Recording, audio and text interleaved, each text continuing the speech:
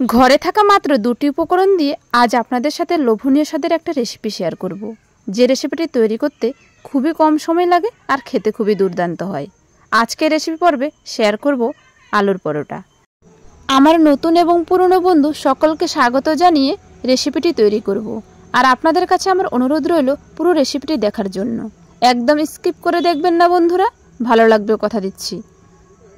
10 থেকে 12টা নতুন আলু ভালো করে সেদ্ধ করে নিয়েছি। সেদ্ধ করে নেওয়ার পর খোসা ছাড়িয়ে হাত দিয়ে ভালো করে ম্যাশ করে নেব। এরপর 1 চামচ মতো লবণ দিয়ে আরও কিছুটা সময় মেখে নেব। মেখে নেওয়ার পর 1 বাটির মতো আটা ব্যবহার করে একটা ডো তৈরি করে নেব। যেভাবে আমরা রুটি তৈরি করি, রুটি তৈরির জন্য ডো তৈরি করা হয় ঠিক সেরকমভাবে।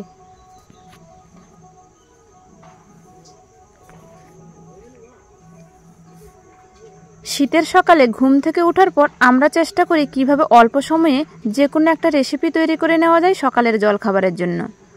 এই রেসিপিটা আপনারা খুব সহজে তৈরি করে নিতে পারেন এই শীতের সকালে। ডো রেডি হয়ে গেছে, একদম ভালো করে মেখে নিয়েছি হাত দিয়ে, আর একটা সফট ডো তৈরি হয়ে গেছে।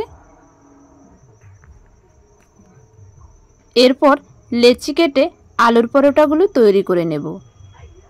রুটির মতো করে আলুর পরোটাগুলো তৈরি করে নেব, একটু মোটা করে বেলে নেওয়ার পর এদিকে কড়াইতে একটু সামান্য তেল গরম করে নেব। তেল গরম হয়ে যাওয়ার পর পরোটাটা দিয়ে দেব। এরপর এপিট ওপিট করে ভাজা করে নেব ব্রাউন করে, আর মাঝে মাঝে উপরে সামান্য করে তেল ব্রাশ করে দেব। আমি চামচ দিয়ে উপরে তেল ব্রাশ করে দিচ্ছি, আর উল্টে পাল্টে একদম নরম তুলতুলে করে আলুর পরোটাগুলো তৈরি করে নেব।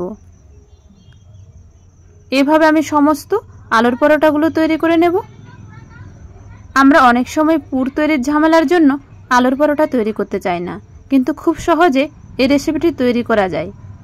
আশা করি আমার রেসিপিটি দেখেই বুঝতে পারছেন কত সহজে এই আলুর পরোটাগুলি তৈরি করে নিচ্ছি। আমার নতুন রাঁধুনিদের জন্য বলবো, যদি আপনারা আলুর পরোটা তৈরি করতে না পারেন তাহলে কিন্তু আমার এই রেসিপিটি দেখে খুব সহজে আলুর পরোটা তৈরি করতে পারবেন। অনেক সময় পুর তৈরি করে আলুর পরোটা তৈরি করলে যে সমস্ত রাঁধুনিরা রাঁধতে পারেন না তাদের পুরটা অনেক সময় বেরিয়ে যায় বা ভেঙে যায়। একদম ঠিকঠাক আলুর পরোটা তৈরি হয় না, সফট হয় না, ফুলবে না, বেরিয়ে যাবে পুরটা। তার জন্য বলবো খুব সহজে অল্প সময়ে এই রেসিপিটি তৈরি করে নিতে পারেন। এভাবে আমি সমস্ত আলুর পরোটাগুলো ভেজে তুলে নেব। আর এই রেসিপিটার সাথে আমি পরিবেশন করব গরম গরম আলু ভাজা আর বেগুন ভাজা। আপনারা চাইলে চায়ের সাথেও এই রেসিপিটি পরিবেশন করতে পারেন। একদম অল্প সময়ে ঘরে থাকা মাত্র 2টি উপকরণ দিয়ে চটপটে একটা দারুণ স্বাদের রেসিপি, নরম তুলতুলে আলুর পরোটা একেবারে রেডি হয়ে যাবে।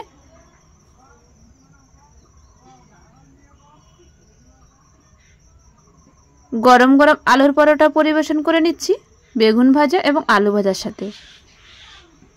আমার রেসিপি একেবারে রেডি হয়ে গেছে। আশা করি আপনাদের সকলেরই ভালো লেগেছে। ভালো লাগলে একটা লাইক করুন, কমেন্ট করতে ভুলবেন না। আর নতুন বন্ধু হলে চ্যানেলটিকে সাবস্ক্রাইব করে নিন একদম সহজ ঘরোয়া রেসিপিগুলি দেখার জন্য আমার। ধন্যবাদ সবাইকে এতক্ষণ আপনারা আমার সঙ্গে থাকার জন্য। এরপর আপনাদের সাথে দেখা হবে এরকম লোভনীয় নানা রেসিপির সাথে। ধন্যবাদ সবাইকে। আপনারা ভালো থাকুন, সুস্থ থাকুন,